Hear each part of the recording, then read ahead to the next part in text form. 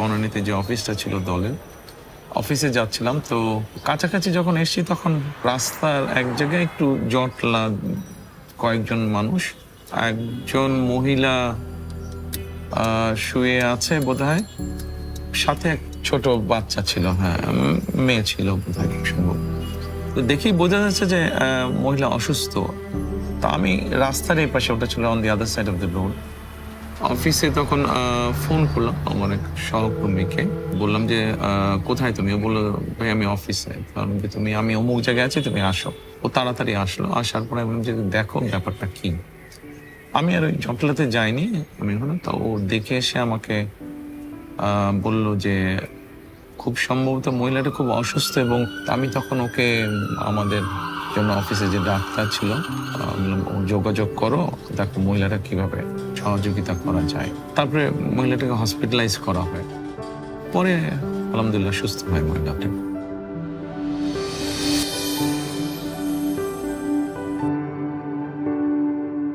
একটা কর্মসংস্থানের ব্যবস্থা মনে হয় করা হয়েছিল, যেখান থেকে মিনিমাম একটা তার ইনকাম হয়, যেখান থেকে সে মোটামুটি চলতে পারে।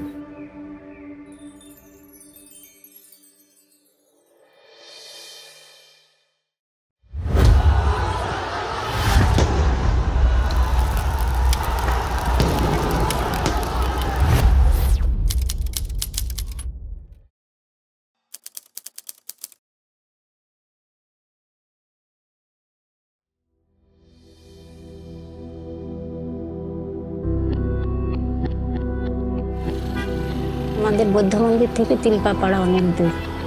ওখানে যেয়ে কিছু মানে 1 ঘন্টার ভিতরেই উনি ওখান থেকে মনে করেন দগ্ধ অবস্থায় সমস্ত বিশ্ব রোড হয়ে আপনার বৌদ্ধ মন্দির এসেছে।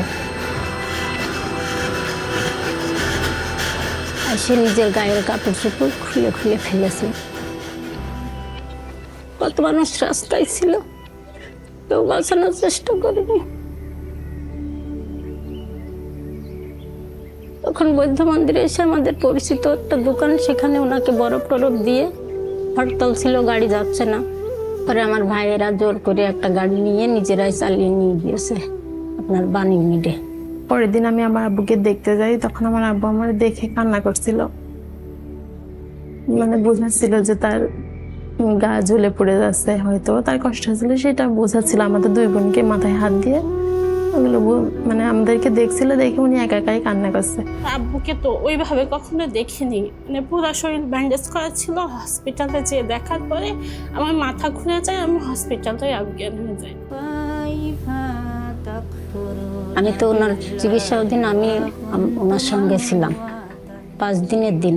আমাকে বললো একটা কলা দাও, কলা খাই, পানি খাই বলে নিয়ে কলাটা যেই নিতে গেছি, তেজ ফিরেন দেখে চোখ উল্টাইয়ে ওই সময় জানটা বেরিয়ে গেল। আমার বাচ্চারা বাসায় ছিল। খবর আসলো, একজন আমাদের এলাকারই মামা হয় পরিচিত, এসে বলছে যে আমির হোসেন মারা গেছে। এটা শোনার পর মানে আমাদের 2 বোনের মাথায় আর কোনো কাজ করেনি। পরে আমি যে আর আব্বুকে দেখতে পাইনি, আমি দেখছি ওই যে ঢাকনাওয়ালা ট্রেসারগুলো আছে না, ওতে করে আব্বুকে নিয়ে যাচ্ছে। যখন লেখালেখি করে লাশের জন্য, আমি অনেক হাতে পায়ে ধরছি যে দেখেন আপনারা অন্তত পোস্টমর্টমটা করেন না।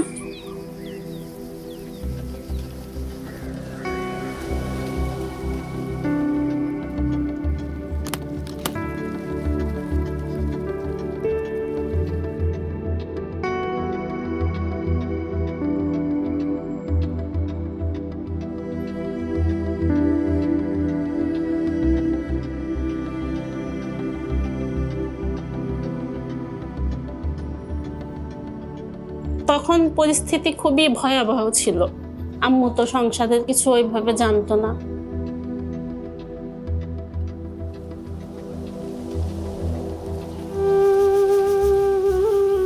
বাবা না থাকলে তো কিছুটা অসহায় লাগেই।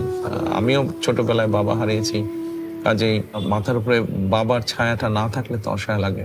সেটা ছেলে হোক মেয়ে হোক, হয়তো আমাদের সামাজিক ব্যবস্থায় মেয়েদের জন্য বিষয়টা একটু বেশি কষ্টকর। যখন তাদের এরকম ঘটনাটা ঘটে, তারপরে থ্রু ডক্টর আমান আমরা হেল্প করতাম ফ্যামিলিটাকে।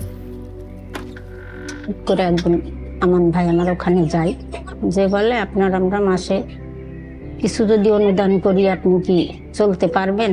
বললে আপনি কাউকে এই বিষয়টা কোনোদিন কেউ যাতে জানতে না পারে।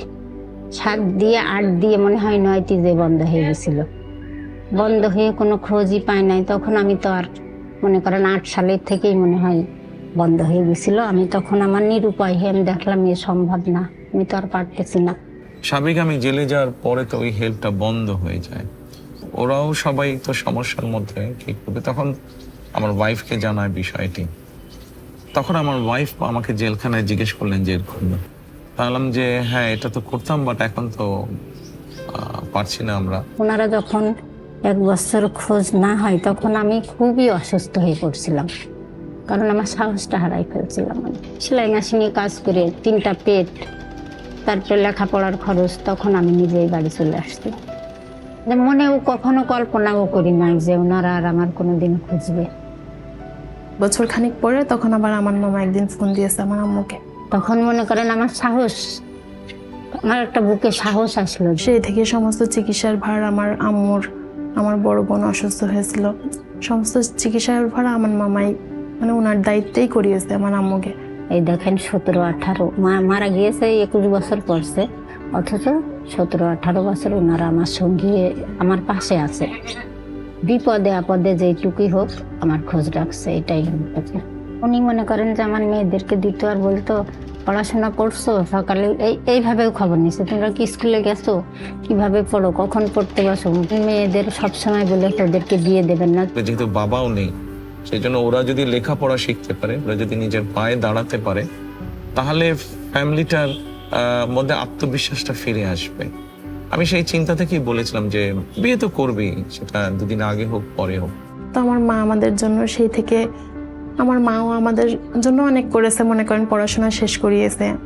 আমি তো তখন বুঝি নাই যে আমি এটা কোথা থেকে পাচ্ছি। আমি তো এতদিনও জানতাম না। এইবার ডাক্তার দেখাইতে যেয়ে এই মনে হয় বছর 2, তখন বললো যে আপনি যেহেতু নামাজ পড়া রোজাদার লোক, আপনাকে আমার কিছু বলার নেই, ওনার জন্য দোয়া করেন।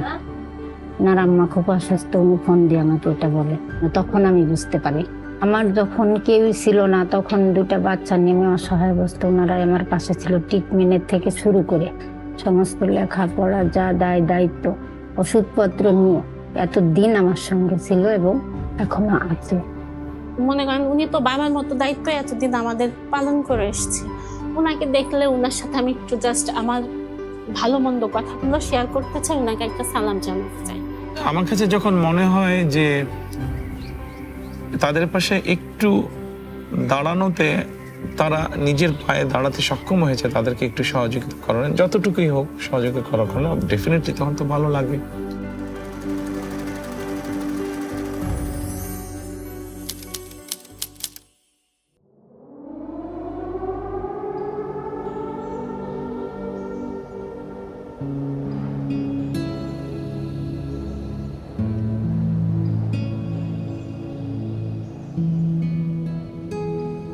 সময়টা ছিল শীতের সময়। জেলখানায় আমার সাথে একটা ছেলে থাকতো। ওই ছেলেটা আমাকে এমনি কথায় বলছে যে জেলখানায় এরকম অনেক মানুষ আছে, গরিব মানুষ আছে, বিশেষ করে বয়স্ক মানুষ। মহিলাদের ক্ষেত্রে এটা আছে বেশি, পুরুষদের ক্ষেত্রেও আছে। অনেকে এরকম আছে যাদেরকে কেউ দেখতে আসে না, যাদের কোনো ফ্যামিলি তেমন আসে না, গরম কাপড় নেই এদের। জেল থেকে যে কম্বল দেয় ওই কম্বলই আছে, কিন্তু ওই কম্বলটা সারাক্ষণ আপনি শরীরে রাখতে পারবেন না। তো সোয়েটার নেই বা শল নেই। তা আমি ওর কথাটা শুনলাম, শুনে আমি চুপচাপ থাকলাম। তার বলার কিছু নেই, আর করার তো অবশ্যই তখন কিছু নেই। তো পরবর্তীতে কোর্টে ডেট ছিল আমার, তার কয়েকদিন পরে কোর্টে ডেট ছিল। কোর্টে গেলাম আমি। কোর্টে যাবার পরে আমার এক সহকর্মী, ওর নাম রুমন, তো আমি কাছে ডাক দিয়ে ওকে বললাম যে এক কাজ করো, কিছু মহিলাদের শলটা হলে একটা সুবিধা হয় কি, আর যেটা চাদর সেটা রাত্রে ঘুমোতেও পারে, বা দিনের বেলায় সেটা শীত লাগলে সেটা গায়ে জড়িয়েও ধরতে পারে। কিন্তু কম্বল তো সবসময় আপনি ব্যবহার করতে পারবেন না, এক্সেপ্ট ঘুমানোর সময় ছাড়া। কারণ যে পুরুষদের জন্য কিছু সোয়েটার এবং মহিলাদের জন্য কিছু শল তুমি একটু আমাকে এনে দাও, জেল অথরিটি ওনাদের কাছে তুমি পৌঁছে দাও, আমি ওনাদের সাথে কথা বলবো। তখন জেলে ডিআইজি ছিলেন একজন মেজর হায়দার। আমি রুমনকে বললাম যে তুমি ওনার কাছে পৌঁছে দিও, আমি ওনার সাথে কথা বলবো। পরে রুমন ওগুলা ওনার কাছে নিয়ে গেছিল, তবে আমি তার আগেই আমি যখন ফিরে আসলাম আবার জেলে নিয়ে আসলো আমাকে, তো ওনার সাথে ওই দিন কি পরের দিন বোধহয় আমার দেখা হলো। তখন আমি বললাম যে হায়দার সাহেব এরকম আমি শুনেছি এরকম, তা আমি কিছু এরকম গরম কাপড়ের ব্যবস্থা করছি, তো ওগুলা এসে পৌঁছলে আপনার কাছে দিবে, তা আপনি যদি একটু দেখে, আমি তো আর দিতে পারবো না, আপনি দেখে যদি সত্যি এরকম যারা নিডি তাদের কাছে যদি একটু এই জিনিসগুলো পৌঁছে দেন। তো পরে ওনারা দিয়েছিলেন, ওনারা পরে পৌঁছে দিয়েছিলেন।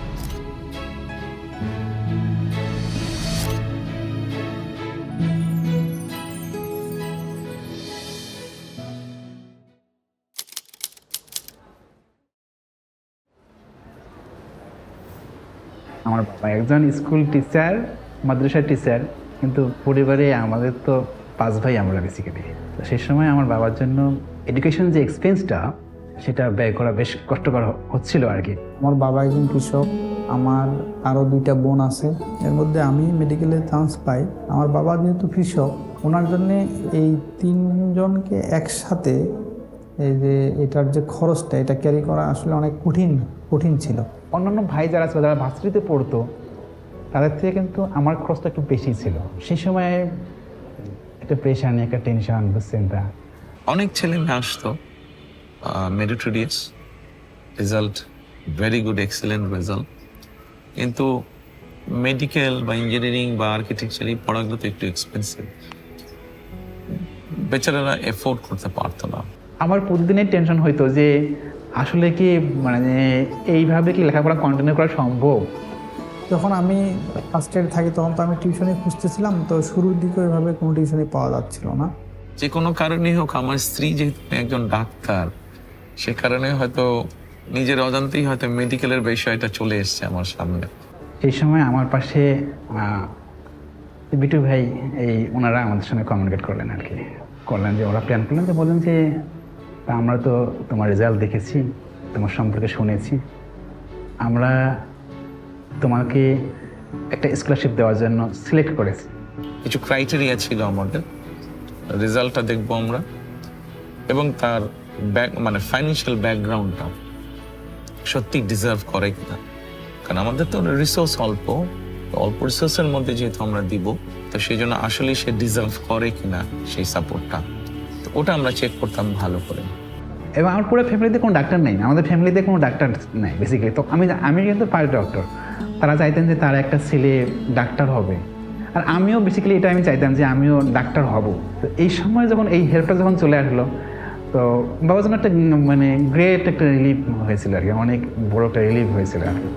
পুরো মানে ফার্স্ট ইয়ার থেকে শুরু করে একদম ইয়ার পর্যন্ত, ফাইনাল ইয়ার পর্যন্ত, যতদিন আমি ইন্টার্নিতে না যাচ্ছি এবং ইন্টার্নের ভিতর না পাচ্ছি, এই সময়টা পর্যন্ত ওরা কিন্তু আমাকে ফুলি একটা ফাইন্যান্সিয়াল সাপোর্ট আমাকে দিয়েছে। তারা শুধু মানে ফিনান্সিয়াল সাপোর্ট দিয়েছেন ব্যাপারটা এরকম না, মাঝে মাঝেই আমার মানে পড়াশোনা কীরকম হচ্ছে, আমার রেজাল্ট কীরকম হচ্ছে, আমি কি প্রোগ্রেস করছি কি না, বা অন্য আনুষঙ্গিক কোনো প্রবলেম আছে কি না, আমাদের আর কি ধরনের সহযোগিতা প্রয়োজন, এগুলো সব কিছুই খোঁজখবর নিতেন। এখন বড় হয়ে গেছে, এখন ফুল ফ্লেজের ডাক্তার হয়েছে অনেকে, বিসিএস পরীক্ষাও মনে হয় দিয়েছে, কেউ বিসিএস পরীক্ষা দিয়েও আপনার মেডিকেলে জয়েন করেছে। তো আমাদের এই স্কলারশিপটা যে জনাব তারেক রহমান স্যার দিয়েছেন, মানে এটা কখনোই আমাদেরকে মানে ইনফর্ম ওইভাবে করা হয়নি। তখন আমি যেটা করছিলাম যে আসলে ফান্ডিং করা হচ্ছে, ডিটেলসটা আমাকে একটু বলা যাবে? তো ডিটেলস করে না, আপনাকে এটা স্কলারশিপ দেওয়া হচ্ছে, এখন ডিটেলস এত কিছু বলা যাবে না, আপনি নিতে থাকেন, আমরা আপনার সঙ্গে কমিউনিকেট করবো। এখন হয়তো কেউ কিছু হয়তো বা জেনেছে, বাট মোস্টলি জানে না। সব মিলে এটা আসলে একটা মানে মানুষের পাশে দাঁড়ানোর অসাধারণ একটা দৃষ্টান্ত। আজকে আমি মানুষকে সেবা করতে পারতেছি, এইটা সম্ভবই হইতো না যদি আমি ওই সময় আমার জার্নিটা কমপ্লিট করতে না পারতাম। একজন ডক্টরকে ডক্টর বানানো শুধু একটা মানুষকে উপকার করা না, এটা হাজার মানুষের উপকার করা। আপনি যখন একটা লক্ষ্য বা উদ্দেশ্য নিয়ে, ঠিক আছে, আপনি যখন একজনের পাশে দাঁড়াচ্ছেন, আপনার যতটুকু সম্ভব আপনার পক্ষে, এবং যখন দেখছেন যে আপনি যে উদ্দেশ্যে দাঁড়িয়েছেন এবং ওই মানুষটা তার লক্ষ্যে পৌঁছেছে, এটাতে ডেফিনেটলি আপনি ভালো ফিল করেন।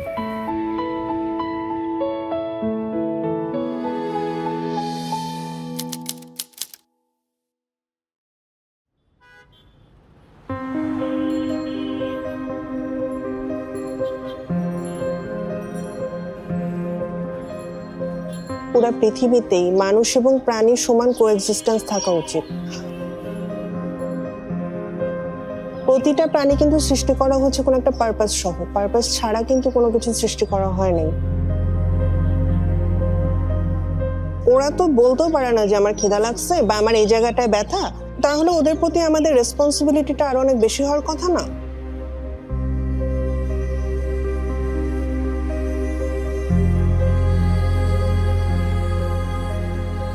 কিন্তু আমাদের মতো দেশগুলোতে যেটা হয় যে আমরা প্রাণীদেরকে একদম একটা সাইডে সরায় ফেলছি। আমি ছোট থেকে যেটা দেখতাম যে ওদের চোখ তুলে ফেলছে, কান কেটে নিচ্ছে, লেজ কেটে নিচ্ছে, হাত পার উপর দিয়ে গাড়ি চলে যাচ্ছে, ওরা ওভাবেই পড়ে আছে, কেউ দেখছে না। তো ছোট থেকে এই অবস্থাটা দেখতে দেখতে আমার ইচ্ছা ছিল আমি ওদের জন্য কিছু একটা করব। ক্লাস 5-এ থাকতাম, প্রথম কুকুরের বিড়ালের বাচ্চা নিয়ে আসছিলাম বাসায়। তো তখন থেকে শুরু করে 2013-এ আমার এতগুলো বিড়াল হয়ে যায় বাসার ভিতরে যে আমি চিন্তা করি যে আমার যেহেতু এখানে একটা জায়গা আছে, আমি এটাকে শেল্টারে কনভার্ট করব। ওই প্ল্যান করে আমি বিল্ডিংটা করি এবং তারপর এখানে মুভ করি ঢাকা থেকে।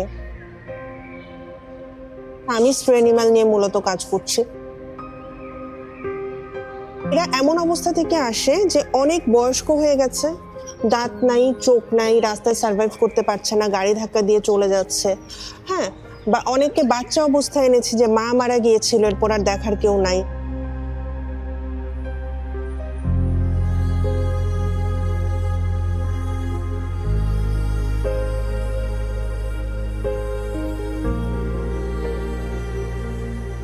আমাদের এখানে অনেকগুলো আছে চোখে দেখতে পায় না, ওরা একটু এদিকে ওদিকে ঘুমায় থাকে, খুব একটা মুভ করে না। আর হাফ প্যারালাইজড অনেকগুলো আছে যারা ঠিক মতো হাঁটতে পারে না। তোরা রাস্তায় খাবার পাবে কিভাবে আর খাবে কিভাবে, যেখানে সুস্থ কুকুরে সার্ভাইভ করে না।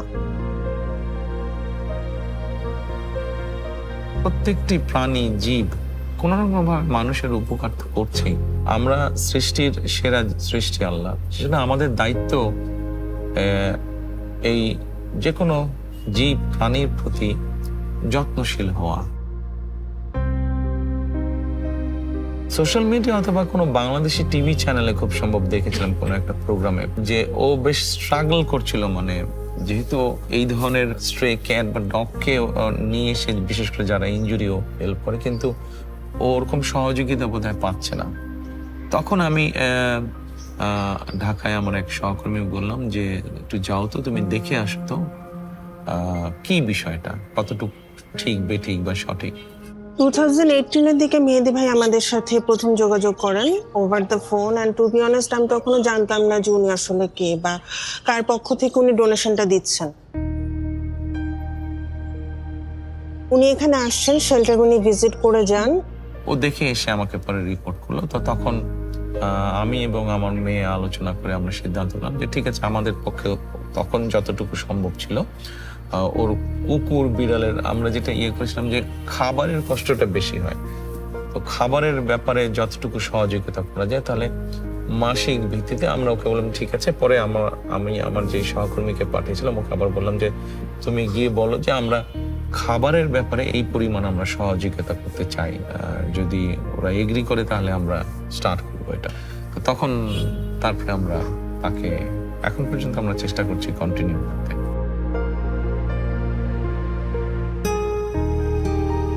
আমরা কোথাও কোনো ডোনেশন দিলে বা ফান্ড দিলে আমরা চাই যে আমাদের নামটা হোক, আমাদের নামটা সামনে আসুক। তো এত বছর ধরে যে উনি হিডেন থেকে আমাদের হেল্পটা করে গেছেন, এটা খুবই অ্যাপ্রিসিয়েটেড একটা জিনিস। এবং আমি যখন জেনেছি জিনিসটা খুব অবাক হয়েছি। ওনারা যে উদ্যোগটা নিয়েছে এটা তো আগে নেওয়া হয়নি। তো শুধু ফান্ডিং দেওয়া বলে না, একটা অ্যাম্বুলেন্সের উদ্যোগ নেওয়া হয়েছিল, ওনাদের একটা অ্যানিম্যাল ওয়েলফেয়ার অ্যাসোসিয়েশন করা হয়েছে। আমাদের কিন্তু অ্যানিম্যাল ওয়েলফেয়ার ডিপার্টমেন্ট বলতে কিছু নাই। তো এটা ওনারা যে শুরু করেছেন এটা তো ফার্স্ট, এটা অবশ্যই মানে একটা মাইল ফলক আমাদের জন্য। অন্তত একটা জীব হিসেবে যদি আমরা কিছুটা হলেও সহানুভূতিশীল হই এই সৃষ্টিগুলোর প্রতি, শুধু জীবজন্তু কেন, গাছপালা, আমাদের আশেপাশে যে গাছ আছে, গাছপালা সবকিছুর প্রতি, তাহলে আমরা যেরকম একটা সুন্দর পরিবেশ, সুন্দর সমাজ, সুন্দর রাষ্ট্র, সবকিছুই একটু হলেও সুন্দর করে গড়ে তুলতে পারবো। তো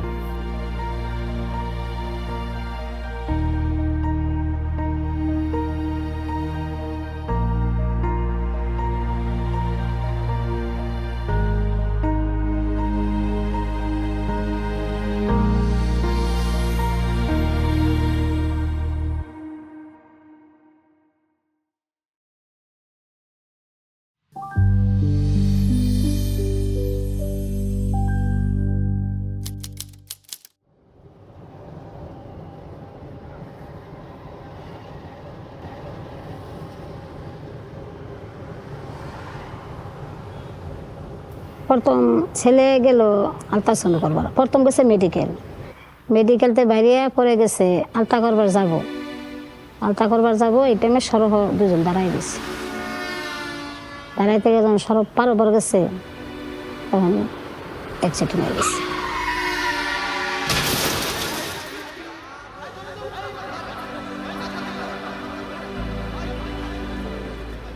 দৌড় করে গিয়ে দিয়ে একটা সিএনসি খারাপ হল, সিএনসিটা খারাপ করে টান দেয় উইটা পড়লাম,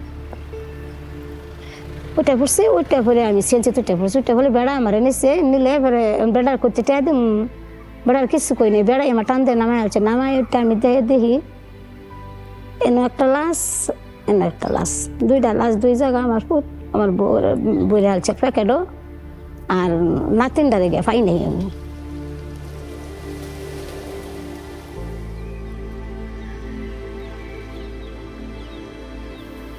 আবুর মাথা এখানে ছিল না, সব মাথাটা ছিলান ছিল, মাথা এলে গেছে, আব্বার মুখ দেখা গেছিল না, আব্বারে চেনা গেছিল না।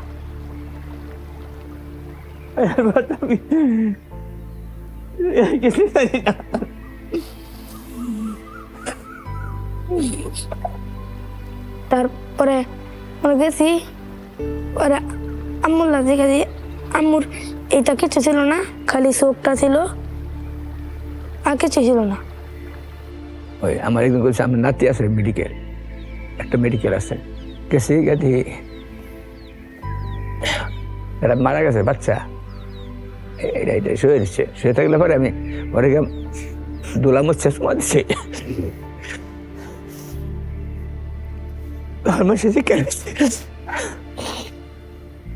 মারা গেছিল সঞ্জিদা, 3 বছর বয়স, 5 ছোট ছিল হয়।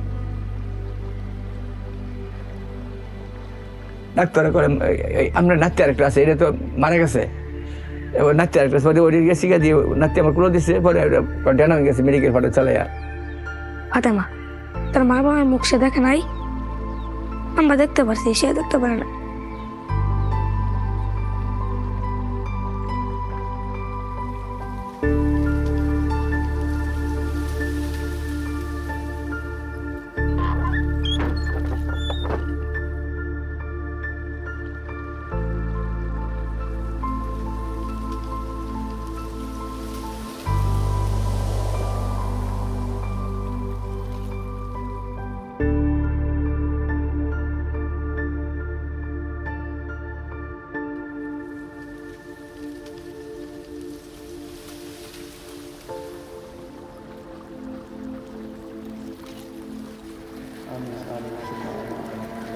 কয়েক বছর আগের ঘটনা, পত্রিকায় দেখে আমি জেনেছি ঘটনাটা।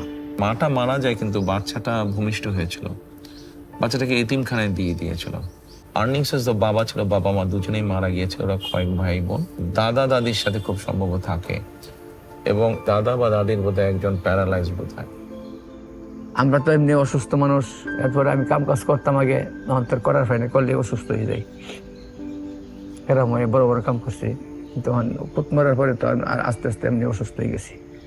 তখন আমি চিন্তা করে দেখলাম যে ওদেরকে যদি আমরা অর্থনৈতিক সহযোগিতা দিই, এমনও হতে পারে যে আশেপাশে হয়তো এমন মানুষ থাকতে পারে যারা কোনোভাবে তাদেরকে এক্সপ্লয়েট করে হয়তো অর্থনৈতিক সুবিধাটা সরিয়ে ফেলতে পারে। মানে দিচ্ছি আমরা তাদেরকে সহযোগিতা করার জন্য, কিন্তু হয়তো তারা বেনিফিটটা পাচ্ছে না, কেউ হয়তো সেখান থেকে সেটা সরিয়ে দিবে। তখন আমি ডিসাইড করলাম যে let us do something different. আমি বললাম যে ওদের সাথে বসো, কথা বলো, এসেনশিয়াল ফুড আইটেম কি পরিমাণ লাগে ফ্যামিলির এই কয়জনের মাসে। তখন মোটামুটি একটা এস্টিমেট করা হলো যে এই অ্যামাউন্ট চাল বা ডাল বা তেল বা চিনি বা নুন এগুলো লাগে। তখন আমি বললাম যে ঠিক আছে, তাহলে এখন থেকে আমরা তাদেরকে এই এসেনশিয়াল ফুড আইটেমের সাপোর্টটা দেবো।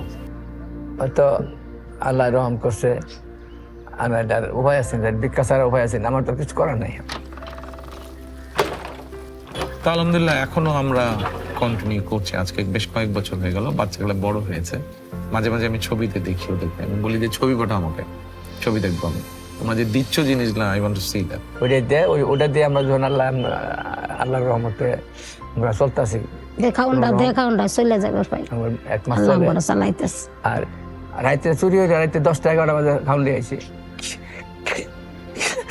কি করি? কি কষ্ট কষ্ট হয়ে গেছে, অনেকদিন কষ্ট হয়ে গেছে। কষ্ট গেছে, এটা আমি হয়তো বুক করছি, অনুভব করছি যে রাইতে 10টা, 8টা, 9টা, 10টা চুরি হয়েছে, খাওয়া গেছে। তার খাউন বন্ধ দেয় নাই, প্রত্যেক মাসে খাউন দিয়ে গেছে। 1 মাসও মিস খাওয়ান দিচ্ছে। মেঘ বৃষ্টি খাউন দিয়ে গেছে। যারা এই কাজগুলো করতে পছন্দ করে, যারা চায় এরকম করতে, পাশে গিয়ে দাঁড়াতে, দলমত নির্বিশেষে, এরকম অনেক মানুষকে আমরা চেষ্টা করেছি তাদের পাশে গিয়ে দাঁড়াতে, যারা আমাদের দলই করে না, আমাদের দলের সাথে যাদের কোনো সম্পর্কই নেই, বাট মানুষটা অসহায়, তার একটা সহযোগিতা বা সাহায্য প্রয়োজন, করেছি আমরা। ধন্যবাদ, মানে লাখ লাখ শুক্রিয়া, তাকে ভাষায় প্রকাশ করার মতো না। উনি যে উপকারটা যা করছে আর কি, এটা আমার ভাষায় করার মতো কোনো ইয়া নাই, বলার মতো কোনো ভাষা নাই। বাচ্চাগুলো বড় হচ্ছে, বাচ্চাগুলো লেখাপড়া শিখবে, ইনশাল্লাহ নিজের পায়ে দাঁড়াবে। ওর বাবা মারা বেঁচে থাকলে তাই তো করতো তারা, তো বাবা মা আনফর্চুনেটলি বেঁচে নেই। এতটুকু যখন আসছে ইনশাল্লাহ বাকিটাও যাবে।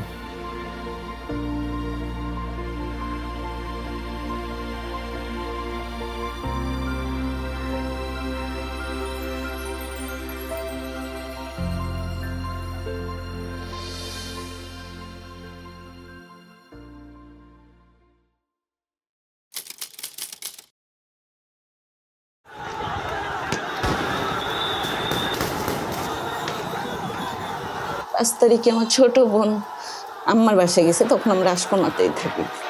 তো আমরা খবর দেখতেছি আমার ছোট বোন ও নাচতেছে, মানে শেখ হাসিনা পালাইছে এটা দেখে ও ওই খবর টবর দেখলো। 4টা বেজে গেছে, ওর ফ্রেন্ডরা ফোন দিতেছে নিচে নামার জন্য। তো ও চলে যাইতেছে পর আমাকে বলতেছে আম্মু আমি যাই। আমি কইছি আব্বু যেখানে যাও সন্ধ্যার মধ্যে চলে আসো, আম্মু তুমি টেনশন করো না, আমি চলে আসবো। তো নিচে যে 2 বন্ধুর সাথে চলে গেছে। 7:12 আব্দুল্লাহকে 2বার ফোন দিছি, ধরে নেয়। 7:19 আবার ফোন দিছি, 2বার ধরে নেয়। 3বারের মাথায় ও ধরছে। 36 সেকেন্ড ওর সাথে আমার কথা হয়েছে। সালাম দিয়ে শুধু বলছি বাবা তুমি কোথায়? ও বলছে এয়ারপোর্টের মাথায়। বলছি বাবা আজান দিচ্ছে, সন্ধ্যা হয়েছে না, কাম্মু আধা ঘন্টার মধ্যে আসতেছে। 8:10 একটা আননোন নাম্বার থেকে ফোন আসছে, রিসিভ করতে করতে কেটে গেছে। আবার উনি কল দিছে। উনি শুধু ফোন দিয়ে বলছে আব্দুল্লাহর আপনি কি হন? আমি বলছি আব্দুল্লাহর মা। কেন, কি হয়েছে? ও অ্যাক্সিডেন্ট করছে, আপনি একটু এখনই আসেন। আমি শুধু ওনাটা নিয়েছি আর আমার ব্যাগটা নিয়েছি আর মোবাইলটা নিয়েছি। তো এর মধ্যে আবার উনি ফোন দিছে আছে আপনি তাড়াতাড়ি না আসলে ঢাকা মেডিকেল পাঠিয়ে দিবে। ওনার এই কথা শোনার পর আমি মোটামুটি যে আব্দুল্লাহর হয়তো গুলি লাগছে, রাস্তায় বেরোনোর পরে আমি বুঝি। তা আমি দৌড় দিয়ে ঢুকে গেছি। ঢুকে ও একটা কফি কালারের টাইস পরা, ওর চেহারা তো ঢাকা, ওর পায়ে সাদা সুতা বাঁধা দেখে আমি বুঝে ফেলছি যে আমার বাবাটা নাই। তা আমাকে ঢুকতেই দিতেছে না। মহিলা মানুষ বলতেছে আপনাকে ঢুকানো যাবে না, আপনি পুরুষ মানুষকে। তোর মামা গেছে, ওর মামা দেখে ওখানে অজ্ঞান হয়ে গেছে, আমি অজ্ঞান হয়ে গেছি।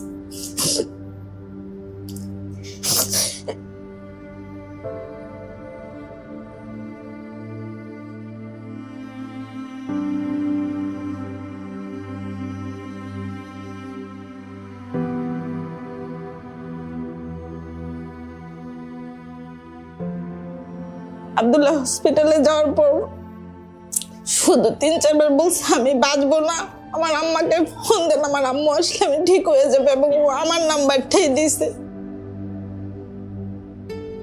আব্দুল্লাহ মারা গেছে 5 তারিখে, আমি 8 তারিখ থেকে হসপিটালে ভর্তি জিসানকে নিয়ে। 19 তারিখে ধরা পড়ছে ওর ক্যান্সার, ক্লোন ক্যান্সার 3rd স্টেজে। তো একটা মার জন্য এরপরে শোনার কি বাকি থাকে?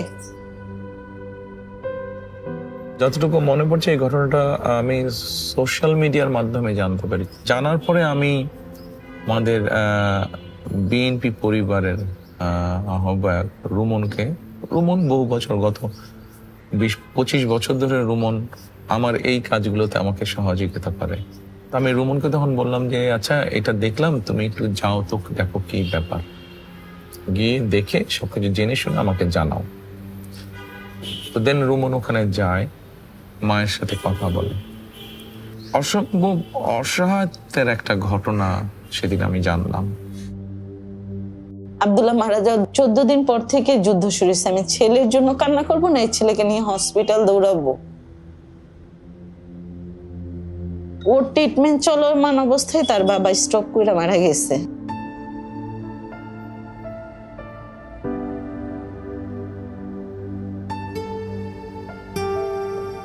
দিন শেষে আমার ছেলের জন্য আমি, আর আমার জন্য আমার ছেলে, আসলে আমরা অনেক একা।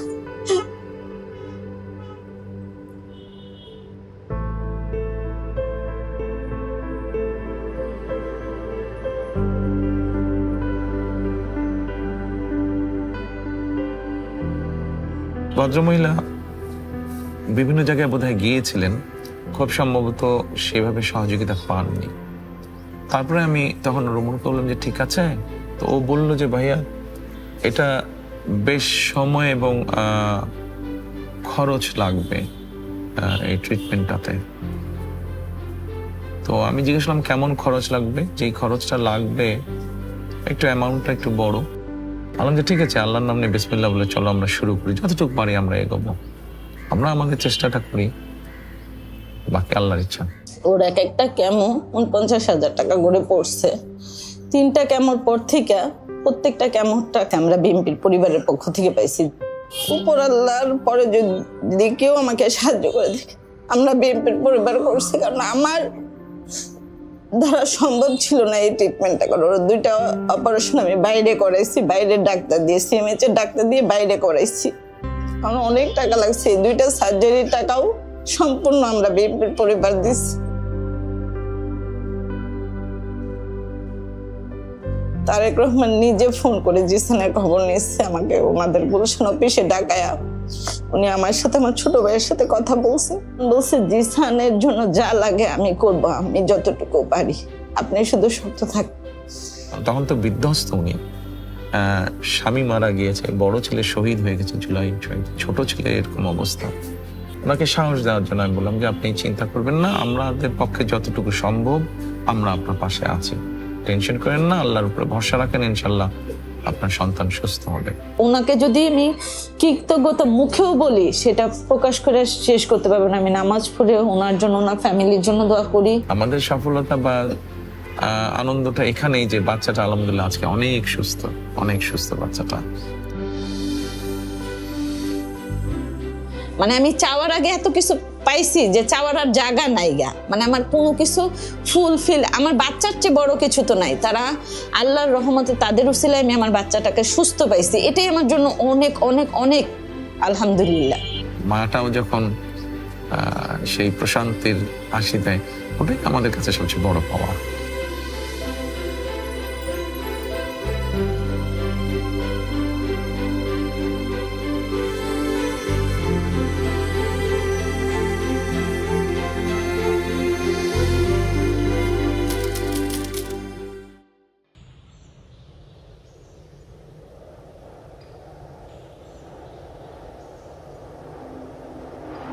তিনটে বোন আমরা, আমাদের ভাই নেই। বোনেরা বাপ থেকে মামা বাড়ি থেকে বিয়ে হয়েছিলেন, তারা বিকে যাচ্ছিল। যখন বাচ্চা হয়েছে তখনই এর বাপ যশোর যেতে, তখন আর কাকের কাছে জিজ্ঞেস করিলাম,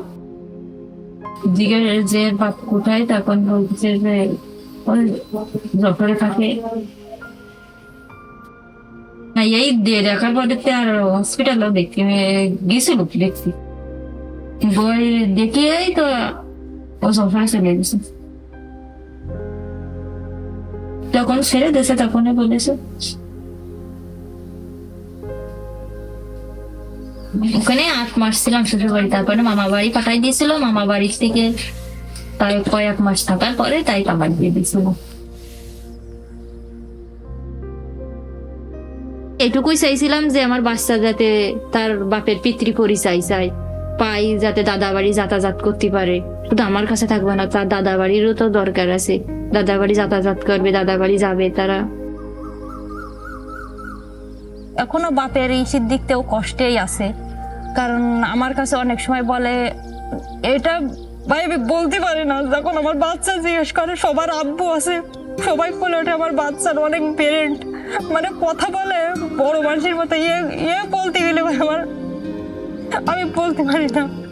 যে অনেক অনেক প্রশ্ন করে, যখন সবাই আমার ওই স্বাস্থ্য ভাইরা আছে বাচ্চারা সবাই মা আব্বু বলে কোলে ওঠে, তখন আমার বাচ্চাও অনেক সময় ভুল কেমনে মামাকে বাপ বলে ডেকে ফেলে, বুঝছেন।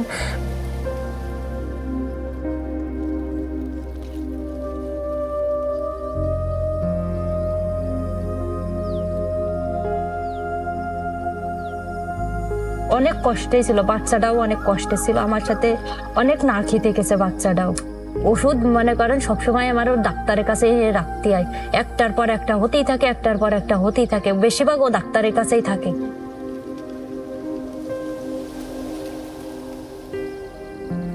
আমাদের থাকার ঘরও ছিল না, যে বাচ্চাটা নিয়ে থাকবো আমাদের থাকারও ঘর ছিল না। এইখানে একটা ভাঙ্গাচোরা একটা টালির ঘর ছিল, মানে মনে অবস্থা যে রাত থাকার মতো না। দিনের বেলা হয়তো বেড়ালাম চালালাম, রাত্রে আমরা থাকতে পারতাম না।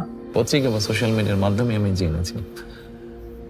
তারপরে আমি আমার অভ্যাস মতো আমার টিমকে আমি বলেছি আচ্ছা এই বিষয়টা কি, একটু তোমরা আগে নিজেদের মতন করে জানো। তারপরে ওরা যায় জানে, এবং তারপরে আমাদের অবস্থান থেকে যেটা মনে হয়েছে, যতটুকু মনে হয়েছে করা সম্ভব বা করতে পারবো আমরা সেভাবে চেষ্টা করেছি তাদের পাশে দাঁড়ানোর জন্য।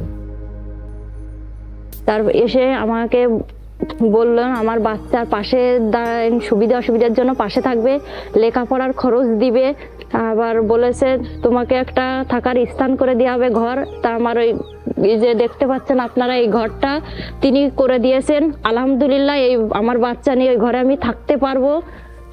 আর তিনি বলেছেন যে লেখাপড়ার খরচ নিব, দায়িত্ব তিনি পাশে থাকবে। একটি স্বাভাবিক বাচ্চার ভবিষ্যৎ যেমন হওয়া উচিত, ওই বাচ্চাটার ভবিষ্যৎও চেষ্টা করবো আমরা সেভাবেই গড়ে তুলতে। বাচ্চাটা এখন ছোট আছে, কয়দিন পর একটু বড় হবে, যখন স্কুলে যাওয়ার বয়স হবে ও স্কুলে যাবে ইনশাল্লাহ, শিক্ষা গ্রহণ করবে। এক সময় তার যেই যোগ্যতা আছে, মেধা আছে, সেটার ভিত্তিতে সেইভাবে সে এগিয়ে যাবে। হ্যাঁ, তারেক রহমান তিনি মানে আমাদের কষ্ট বুঝেছেন, যে তিনি একটা আসলে আমার কাছে মনে হয় তিনি একটা মহান মানুষ, যে আমাদের পাশে দাঁড়াইছেন, যে গরিবের পাশে দাঁড়াইছেন। তার শুভাকাঙ্ক্ষী হিসাবে আমরা যারা আছি, আমরা যতটুকু পারি তাকে সহযোগিতা নিয়ে তার পাশে দাঁড়াবো, তার সাথে থাকবো।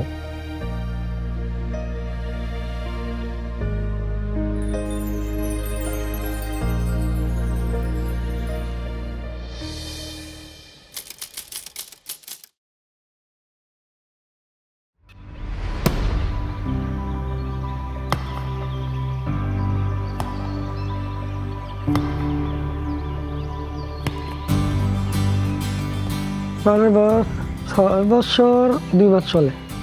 আর যখন বয়স 3-3.5 বছর হয়, তখন তুই খেলাধুলা আমি শিখাই।